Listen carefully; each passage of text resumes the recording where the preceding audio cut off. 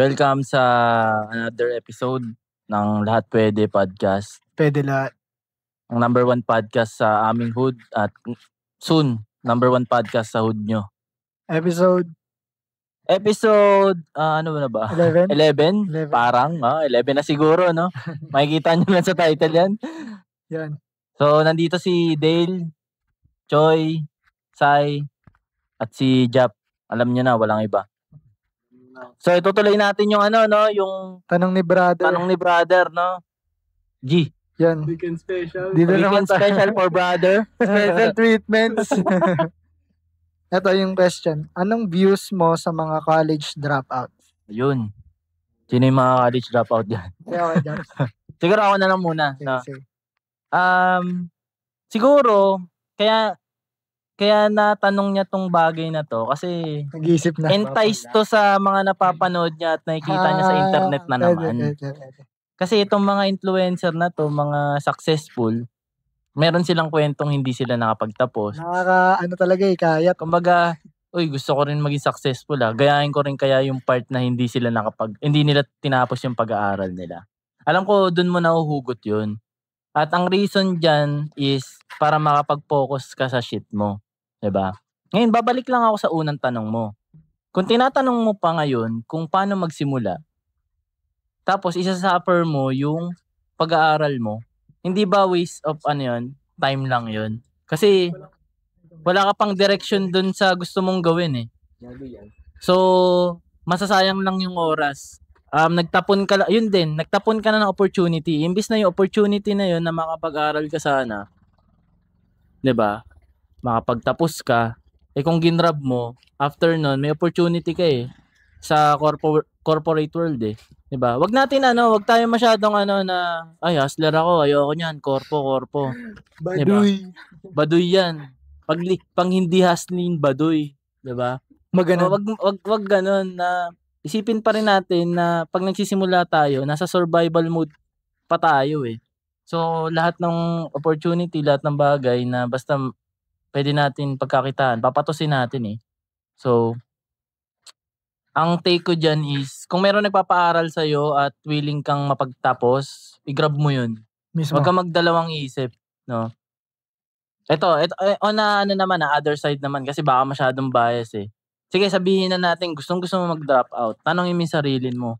Pag nag-drop out ka ba, meron ka na bang gagawin na magla-lock-in ka dyan? Tandaan mo, matinding risk yan kapag pag pinagpalit mo yung pag-aaral mo. Buhay mo na to, boss. Okay sana kung yung mga ginagawa ng mga multi-millionaire ngayon na meron na kasi talaga silang ginagawa na nag-aaral sila. So, nakita nila na meron ng kahit papaano result, pwede na sila mag-lock-in. Pero kung ikaw na wala pa talaga, mag-aaral ka muna. Marami kang matututunan sa school na wala sa kalsada, Mismo. na wala sa labas. So, yun lang. Kaya ba? Iba ang maya lang. Parang perspective ko sa college dropout. Wag mo subukan. May nabasa ako kanina ko lang 'to nabasa, ang galing nga nun Parang ngayon ko lang na-realize yun.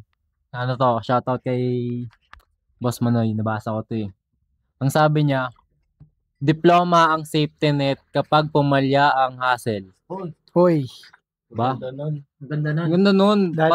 Parang sabi ko nga nun, kasi ako dati, wala talaga akong balak mag-aral. Gusto ko lang tapusin grade 12, tapos ako nang bahala sa buhay ko. Kasi hindi ko na alam kung saan ako tutungo Pero nung nabasa ko, tas pagtapos nun, ngayon nakapagtapos naman ako at makapagtapos pa lang, na-realize ko bigla na tama yung sinabi niya na diploma ang safety net pag pumalya ang hustle. Kasi ako din naman nun parang pangarap ko din naman magkaroon ng ng sariling hustle Parang gusto ko rin ng hustling. Kaso, yun nga, parang ang naisip ko sa sinabi nun, nung nabasa ko kanina, oo nga parang mas kung sakaling hindi pumabor sa yung hustling, ano ka na? ano ka na? Ang diploma magiging mo siya, balang mo siya. 'Di ba? Ayun yung naisip ko doon. Kasi kapag pumalya ang hustle mo, kapag may diploma ka, pwede kang pumasok kahit saan. Kasi dito sa bansa natin, hindi ko naman gene-generalize. Kaso karamihan kasi gano'n na nangyayari. Sistema dito sa atin na 'pag wala kang diploma or hindi ka college graduate, wala, tae ka. Parang tae ka sa kalsada, dadaan-daan ka lang, apak-apakan ka lang, payag ka nun. 'Di ba? Kaya mas mahalaga talaga may diploma. Pero yun nga, sabi ni Kuya Jap, kung may nakikita ka naman sa sarili mong parang magtutuloy-tuloy yung hustling mo, edi i-go mo yun. Pero kung sakaling magtuloy-tuloy yun, eto sa sa sariling pananaw ko lang, kasi marami rin naman akong nakikitang wala namang diploma, pero umasenso dahil sa sa negosyo or sa hustle. Ang naging pananaw ko lang dun, oo nga kung sakaling hindi ka nakapagtapos ng college ta's pumapaldo ka na ngayon, puwede ka pa naman pala mag-aral. Kasi naisip ko ang pag-aaral, siya, parang wala naman siyang pinipiling edad, Kaya kahit kailan, anytime, puwede kang mag-aral. Siyempre ayun yung pangarap mo, lahat naman tayo pangarap yun, 'di ba? Oo. Makapagtapos, So, sana kung sakaling gano'n nga yung mangyari sa'yo, pipiliin mo pa rin talaga magkaroon ng diploma. Kasi hindi siya yabang, Kasi pangarap yun ng lahat, Kasi ikaw makukuha mo na siya. Nandiyan lang, alam mo naman makukuha mo, 'di ba? Yun lang. Don't miss opportunities. Oo. Yan. Sa akin din, mag-college ka. Kailangan mo ng diploma para maging cashier.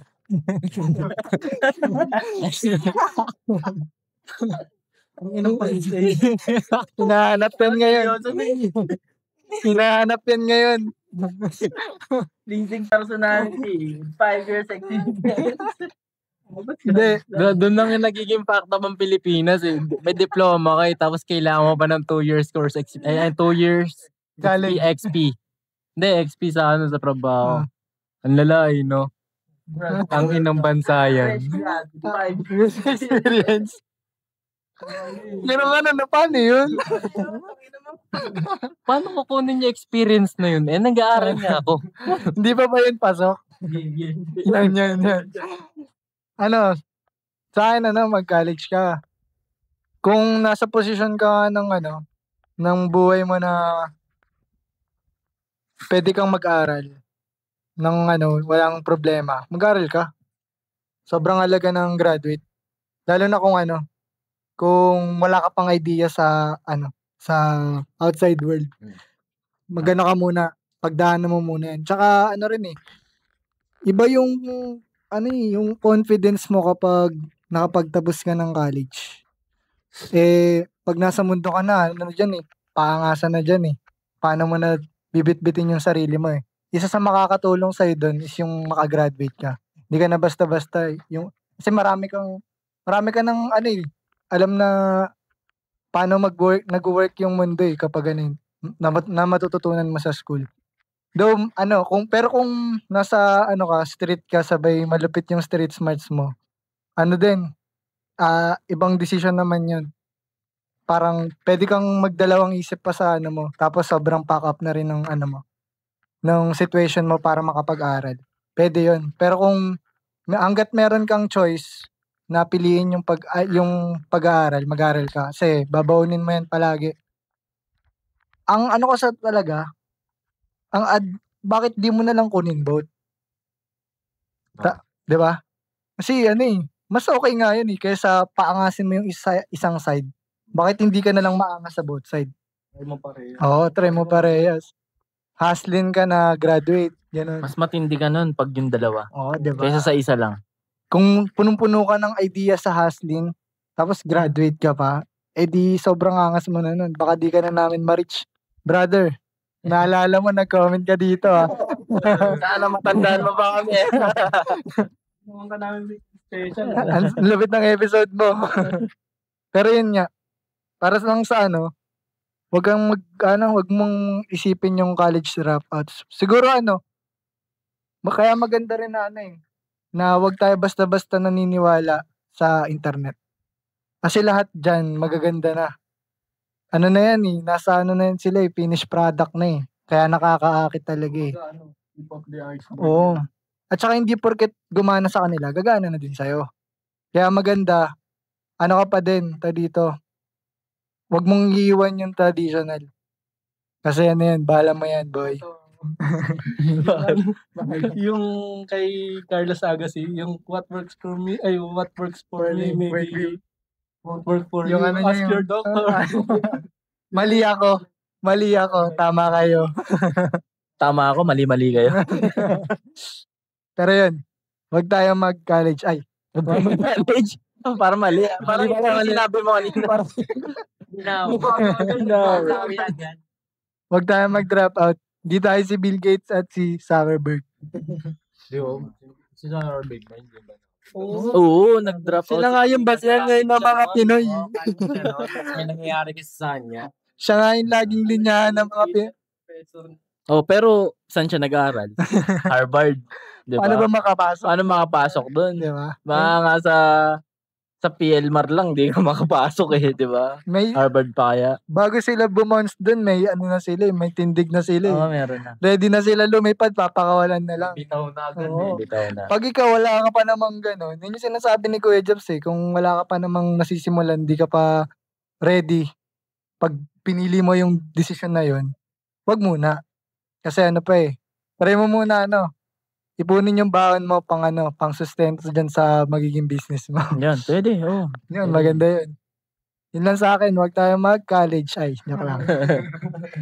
Na si Dale, ang Tama, ultimate dropout.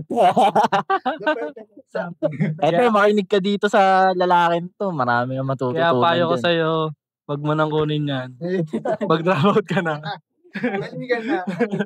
Talaga na. Silang tatlo, gusto nilang gumraduate. Ako Oh. wag niyong kunin yung diploma. Masama yan. Mababasa lang yung sa ulan. Ay, siguro, nakukutok na yung uno na. Ano ko talaga? Isa lang yung ting na papel.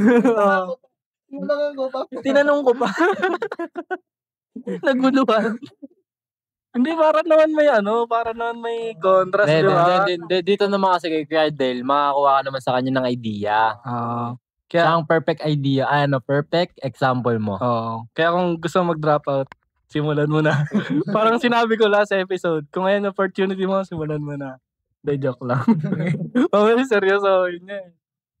Ini-skip na. Wala na po tayo Bakit ka ba na-drop out?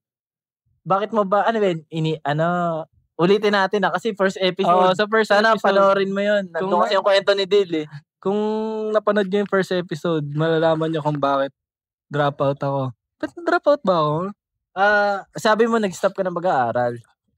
Pero ano ba yun? Tama ba yun? Yun ba yung ng drop out? Hindi, kasi kung eto na, technically natin pag drop out kasi ang naisip ko, habang habang nasa school year ka, biglang ayaw mo na pumasok. Kasi nga 'di ba sa grade merong drop. Doon ang galing. So sabihin mo papasok siya. Drop out ka na lang, puro ka na 5. Oh, 'yun. Kasi parang ako ida-drop ko na to, parang hindi ko kaya yung subject Parang ganun. So nasa middle ka ng ng pag-aaral. Pero ang other definition na naman namin, basta hindi ka pa nakaka-graduate tapos pero nag-college ka tapos nag-stop ka kahit end of sem, basta hindi ka pa graduate. Parang sa amin dropout na. Kaya namin consider na dropout. Pero ako di ako drop out Nag-stop lang ako guys. Pero parang ganun nga siya. Ano ba yan? May ka ba dyan? I-recommend mo ba sa kanya yan? Na itigil niya yung pag-aaral niya? Hindi, tama yung sinabi ni Choi kanina Kung kaya mong gawin parehas, gawin mo. Mas maganda. Kasi kung yun nga, sabi ni Kuya Job kanina, kung balak mo mag-drop out ka agad. Tapos wala ka namang yung idea na naisip mong anong tawag dito? Magtataas sa'yo. Sisimulan mo pa lang naman, di ba? Kumbaga, mahirap. I-risk mo talaga. Parang hirap kasi. Buhay mo yung sinugal. Parang, maano ko ba sa akin yun? Parang tumalon ka sa kawalan nun. Pag Walang parachute. Pero, diba, ang sayo kasi, di ba, meron ka ng hassle talaga. Meron na. Ayun. Yun yung pagkakaiba nyo neto. Kasi ang nangyari kasi sa akin, kung hindi mo napanood yung episode 1, kukwento ko na lang. Bakit? Ba't di mo pinanood? Oo.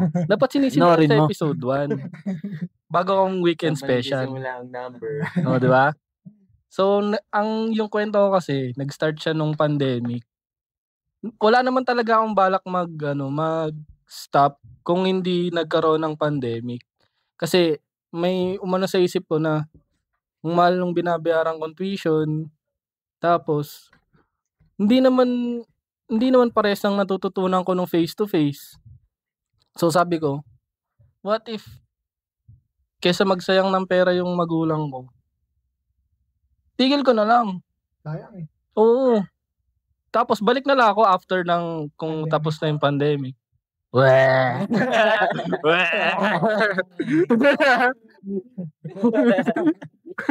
Nangyari.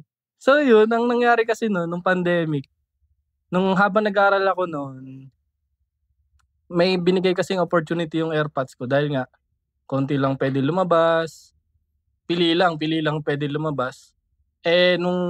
Yung work na binigay na sa akin is maniningil ka ng mga, kumbaga parang collector ka ng tawag nga sa akin doon, soul collector eh.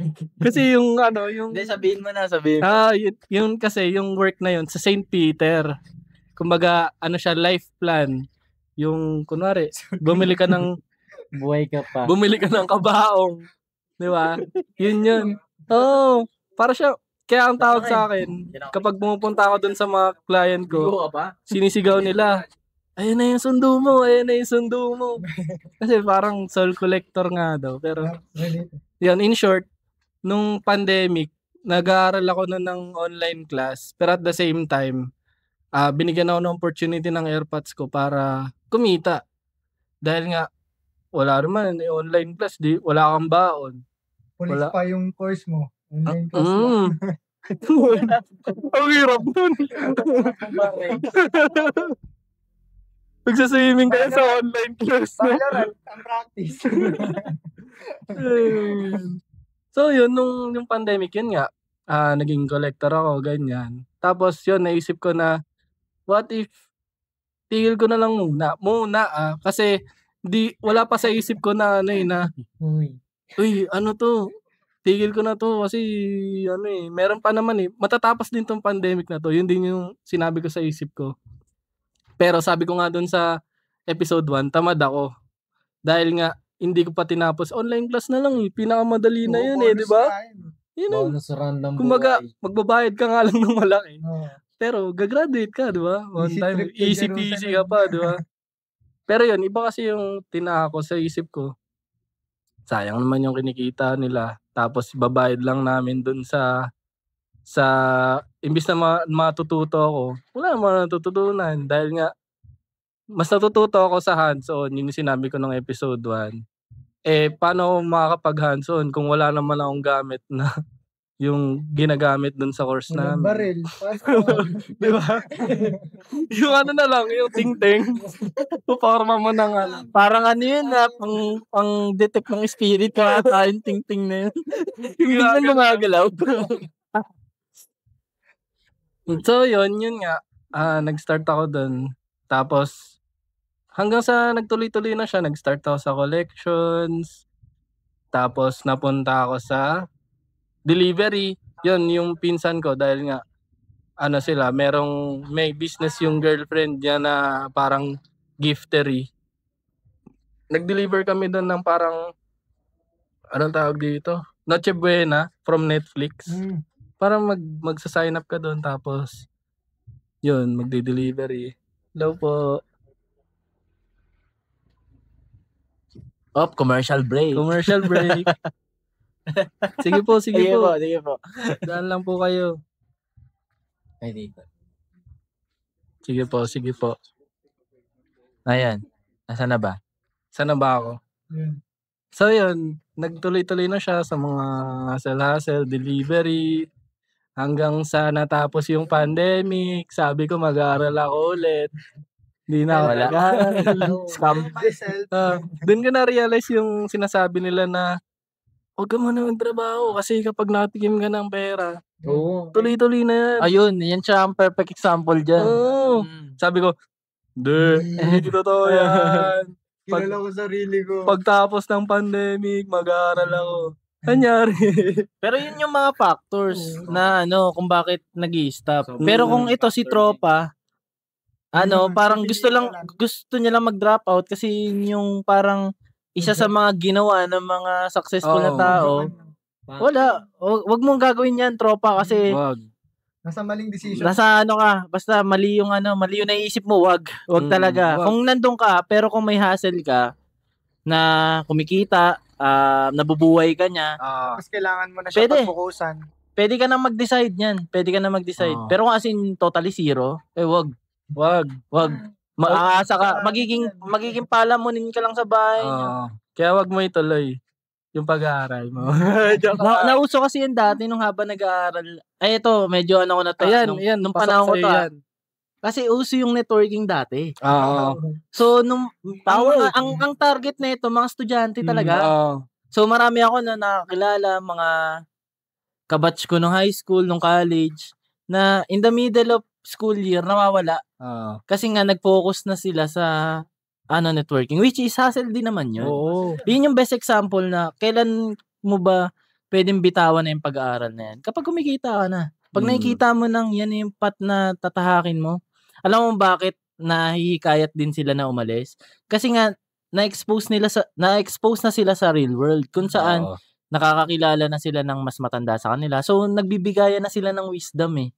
So, kung kami siguro, makipag-usap ka sa amin, pwede ngang mahikayat ka na wag na lang mag-aral eh. Pero, tansyahin mo rin. Ito rin naman yung advice namin para sa iyo eh. Total, parang nagsisimula ka pa lang naman. Mag-aral ka. Wag kang masyadong mabaduyan dyan sa...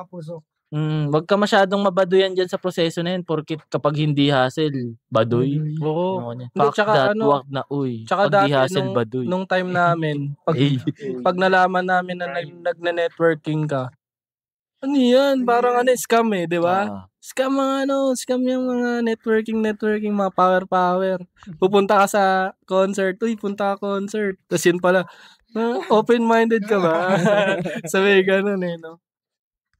Pero pag tinignan mo naman siya ngayon kasi nung dati nung mga age namin, mga 18, 19, pag tinignan mo yung networking, ayan, pinagpapakita lang naman kayo ng mga mamahaling sasakyan, no? Kasi kasi kumita na kayo eh. Paano naman kami, ganyan. Akala ko libre yung mga mga product, yun pala lalabas ka 5K, di ba? So, yun. Pangit ang tingin nila sa mga nagne-networking dati. Pero ngayon, kung titignan mo, iba pala yung ibig sabihin ng networking. Ayun lang, power. Ano sasabihin? Dagdag ko lang. Kung, siguro, lahat naman tayo siguro kasi exposed tayo sa social medias eh.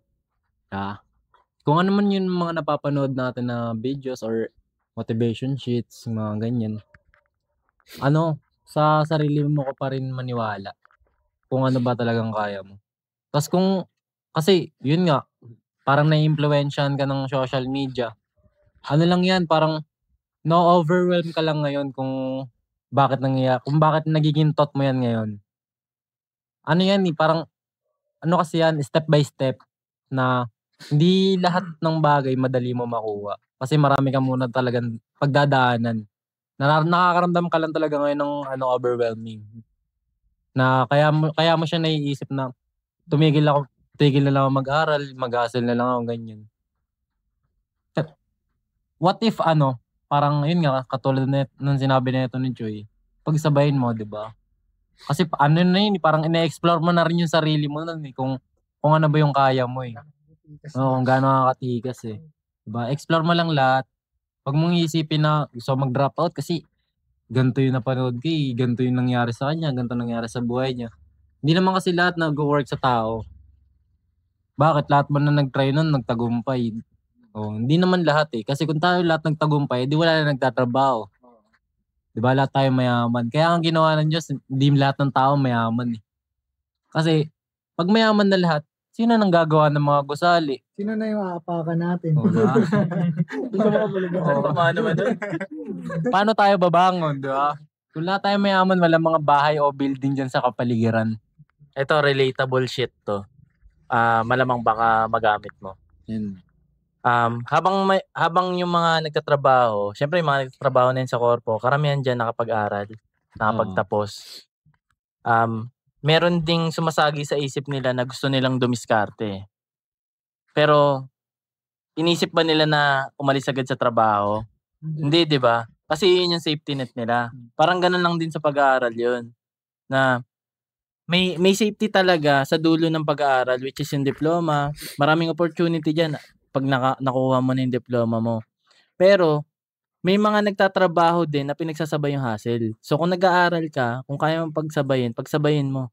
Dun ka mas titikas, dun mas magiging focus ka. Yung tipong, pasok lang ako, tapos tapusin ko yung klase, submit ko yung assignment, tapos pag-uwi, hustle na. Ayun. Yung ganun mga tao no? Yung tatlo yung ginagawa nila sa buhay. Nag-aaral, may trabaho, tas may hustle. Kasi parang di naman pwedeng walang ganung tao eh. Kasi naman parang subjective siya di ba? Na yung isang tao nagpupursige siya para lang talaga maging maunlad eh. Yun na naman yung kalalabasan ng ginagawa niya. Wala lang, parang na-miss lang ako sa mga ganong klase ng tao. Ito, para medyo mas relatable, si Mark Zuckerberg, habang nag-aaral siya, nagpo-programming na siya ng mga apps. So kung nasa ganong level ka na, tuloy mo lang habang nag-aaral ka pa. Pipitik naman yan sa utak mo na, shit, Kailangan hindi na. hindi ko kaya to na pagsabayin. Fokusan ko na tong shit ko. Yun yung turning point nun. At turning point din habang nagtatrabaho na, which is, yun, naranasan ko din naman, na bago ako mag all in sa mga personal na na hustle, talagang nag-isip muna ako ng maayos kung i-give up ko na ba tong trabaho ko. Kasi sayang din monthly yun. May nakukuha ako, 'di ba? So yun lang. Yun lang. Kumbaga, bago ka mag-dive into something, into hustle yan, example, dapat yung iiwanan mo is, paano ba? Parang namali ata ako dun Kapag iiwanan mo yung main mo, which is pag-aaral, alam mo may patutunguhan ka sa labas. Hindi yung paglabas mo, iisip ka pa ng gagawin mo. Hindi ganoon dapat. Dapat, napapractice mo na siya habang nag-aaral ka pa, tapos pag-dive mo, dun sa labas, edi 100% ka na lang naman nagpo-focus. Edi yun lang. Yun lang naman yung yung logic dun Huwag kang maging college dropout para makapag-ML magdamag. Yun, tsaka Putya, kung pinag-aaral ka ng magulang mo, maawa ka naman. Doon Di ba ba? Yun lang. Yung sinasabi mo pag yung hindi siya papasok siya para mag-ML. Malay mo, streamer pala. Uy, pwede rin yun. Kung nakikita mo na kung meron kang ginagawa na hindi ginagawa ng mga normal na naglalaro lang. Doon mo maiangat yung sarili mo na tangina, hindi ako pang pang retail gaming lang Pang pang competition ako. Pang pro level. So yun, doon mo rin maiisip na, wait lang. Nakapag-competition na ba ako? Meron ba akong sapat na skill para sa mga ganong level? Yun, maiisip mo rin yun. No?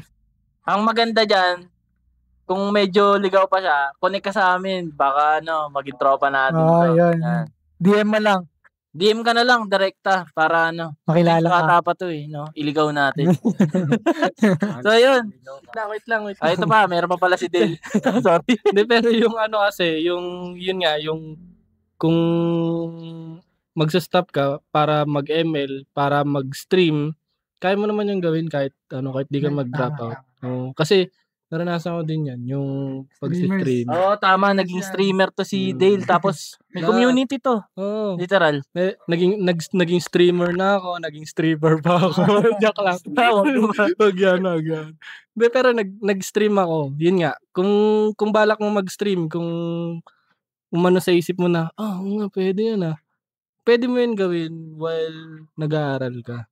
Yeah. Pero yun nga, ang streaming, bigyan mo lang siya ng 1 oras, 2 oras, goods na yan. Hindi mo kailangan ng 8 hours. Tama lang.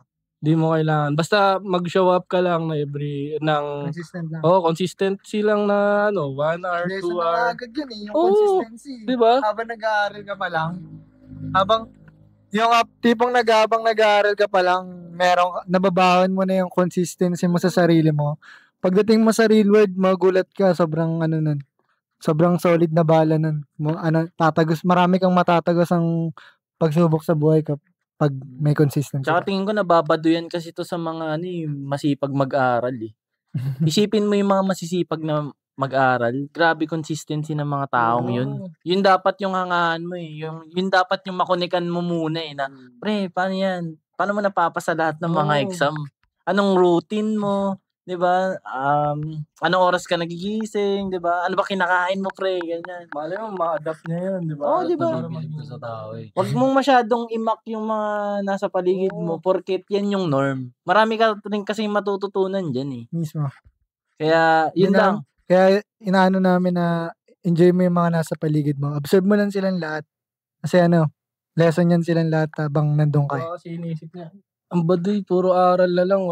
Walang balance, no? Sa Pwede mo naman yung pagsabihin Kami. Ganun kami nung college. Ngayon pala, college Ayun nga, pa si lang ako. Choy, nag-aaral yan ng college ngayon. Tapos nag-aaslin. Tapos Okay. may mga kung ano pinagagawa.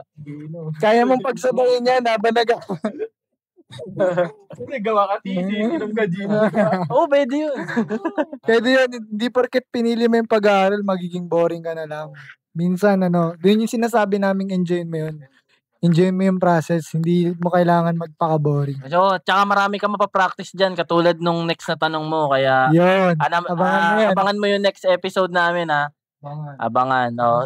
Sa mga viewers namin, salamat. Yan. Sa mga nanonood. Peace. Visit nyo yung link ng High Tables. High tables. I-ano ko na. Meron akong business, baka may mga kailangan magpa-print diyan yung mga Yan. kapwa ko engineering and architecture professionals.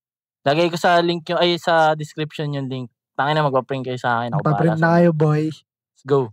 Yan.